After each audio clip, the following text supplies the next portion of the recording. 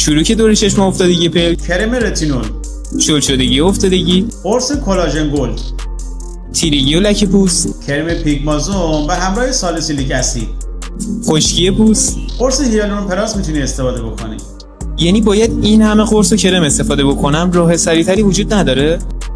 چرا؟ یه راهکار خیلی سریعتر هم وجود داره که هم از لحاظ هزینه‌ای، هم از لحاظ زمانی و هم از لحاظ تاثیرگذاری برات چند برابر بیشتر کاربرد داره. هر تاییدیه‌ای که فکرشو بکنی، مثل تاییدیه سازمان غذا و دارو، سیب سلامت، سی اروپا و درجه کیفیت ایسی کلاس داره که بتونی با خیال راحت ازش استفاده بکنی. تازه طی 14 ماه گذشته بیش از 9000 درمان بدون بازگشت داشته که با استفاده ازش تمامی چین و چروک، خشکی پوست، منافذ باز، لکه‌های پوستی و حتی کدری و تیرگی پوستشون رو به طور کامل درمان کردن.